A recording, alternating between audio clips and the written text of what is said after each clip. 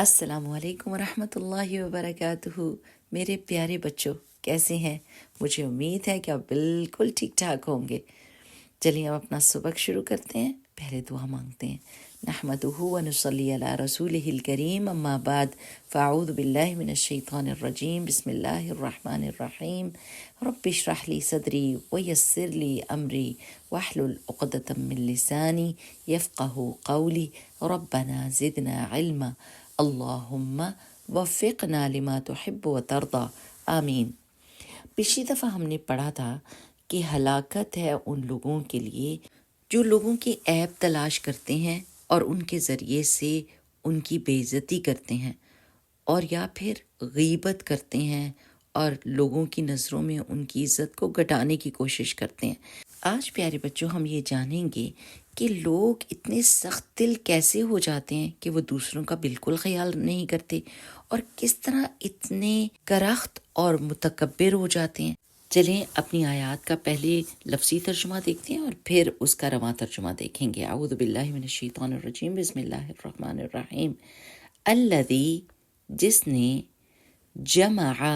جمع کیا، مالن، مال کو، وعددہ، اور اس کو گنتا رہا، یحسب، اس نے سمجھا، انا، کہ بے شک، مالہ، اس کا مال، اخلدہ، ہمیشہ زندہ رکھے گا اس کو۔ اب ان دونوں آیات کا رواں ترجمہ دیکھتے ہیں۔ جس نے مال جمع کیا اور اسے گن گن کر رکھا، اور وہ یہ سمجھتا ہے کہ اس کا مال اسے دنیا میں ہمیشہ رکھے گا۔ پیارے بچوں، جب بھی ہم کسی بھی آیت کی تفسیر کرتے ہیں تو اس میں سب سے پہلے یہ دیکھتے ہیں کہ کن حالات میں یہ آیات نازل ہوئی تھیں، اور اس کے بعد سب کے اوپر وہ آیات جو ہیں وہ اپلائی ہوتی ہیں۔ قریش مکہ مسلمانوں کو جہاں کہیں دیکھتے ان کو طعنہ دیتے، ان کا مذاق اڑاتے اور ان کی غیبت کرتے تاکہ لوگوں کی نظروں میں ان کی عزت کو کم کر سکیں، اور وہ یہ سارے کام بہت ہی متکبرانہ طریقے سے کرتے تھے کیونکہ ان کے پاس دولت بہت تھی اور وہ مسلمانوں کو اپنے سے کم تر سمجھتے تھے، اور جہاں وہ اتنے زیادہ دولت مند تھے وہیں پر وہ بہت ہی زیادہ تکبر کرتے تھے اور بخیل بھی بہت تھے۔ بخیل کا مطلب ہے تنگ دل تھے۔ وہ اپنی دولت کا بہت دھیان رکھتے اور اس کو گن گن کر رکھتے، اور اپنی دولت اکٹھے کرنے میں وہ یہ بات بالکل ہی بھول گئے کہ انہوں نے مرنا بھی ہے، اور یہ کہ جب وہ مریں گے تو ساری کی ساری دولت ان کی پیچھے دنیا میں رہ جائے گی۔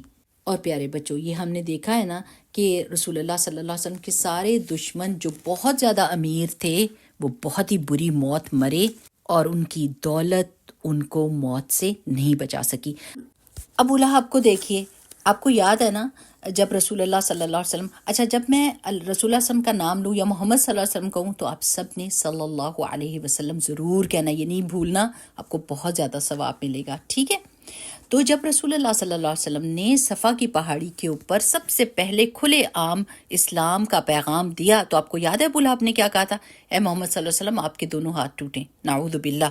آپ سوچیں کہ ابو لہب نے اتنی سخت اور متکبرانہ بات بھرے مجمع میں کیوں کی، حالانکہ اس کو پتا تھا کہ رسول اللہ صلی اللہ علیہ وسلم کبھی بھی جھوٹ نہیں بولتے، اور وہ اپنی دیانتداری اور اپنی سچائی کی وجہ سے مشہور ہیں۔ اس نے یہ بات اس لیے کی تھی کہ وہ بہت زیادہ مال والا تھا، بہت زیادہ امیر تھا، اور وہ یہ سمجھتا تھا کہ اس کی عقل کے علاوہ اگر کوئی بات کرتا ہے تو وہ غلط ہوگی، اور وہ یہ سمجھتا تھا کہ میں اتنا امیر ہوں کہ میں کچھ بھی کہہ دوں اور کچھ بھی کر لوں، کوئی مجھے کچھ نہیں کہہ سکتا۔ وہ ایک ایسی بیماری میں مبتلا ہو گیا جو اتنی گندی تھی اور اتنی بو والی تھی کہ جب وہ مرا تو لوگوں نے اس کو ایک گھڑے میں پھینک دیا اور اس کے اوپر پتھر پھینکے تاکہ اس کی لاش چھپ جائے، کیونکہ وہ ڈر رہے تھے کہ کہیں یہ بیماری ان کو نہ لگ جائے، اور اس کی دولت اس کے کسی کام نہیں آئی۔ اب میرے پیارے بچوں، ہم نے یہ دیکھنا ہے کہ ہم نے کیا سیکھا، کیا سبق ملا ہم کو ان آیات سے، کہ دولت مند ہونے کا یہ مطلب نہیں ہے کہ بندہ اللہ تعالیٰ کا پسندیدہ بھی ہے جب تک کہ وہ اس دولت کو اللہ تعالیٰ کو راضی کرنے کے لیے نہ لگائے۔ ہمیشہ یاد رکھیں کہ اگر ہمارے پاس دولت ہے تو ہم کو لوگوں کا مذاق نہیں اڑانا، ان کو تانا نہیں دینا، ان کو کمتر نہیں سمجھنا. اور یہ جیسے آپ اسکول میں جاتے ہیں نا اور آپ کے پاس بیگ اچھا ہے، آپ کے پاس شوز اچھے ہیں یا کوئی اور چیز لوگوں سے بہتر ہے، تو ہمیشہ یاد رکھیں کہ آپ نے اللہ تعالیٰ کا شکر ادا کرنا ہے اس چیز کے لیے اور دوسروں کو دعا دینی ہے. یہ دعا یاد کر لیجئے، اللہم اجعلنی صبورا واجعلنی شکورا واجعلنی فی عینی صغیرا وفی اعین الناس کبیرا. اللہ سبحانہ وتعالیٰ مجھے بہت بہت صبر کرنے والا، بہت بہت شکر کرنے والا بنا دے، اور جب میں اپنے آپ کو دیکھوں تو میں چھوٹا دیکھوں، اور جب دوسرے مجھے دیکھیں تو بڑا دیکھیں. اس کا مطلب ہے کہ اللہ تعالیٰ مجھے عزت والا بنا دے. ٹھیک. بارک اللہ فیکم. السلام علیکم ورحمۃ اللہ وبرکاتہ. سبحانک اللہم و بحمدک نشہد ان لا الہ الا انت نستغفرک و نتوب الیک.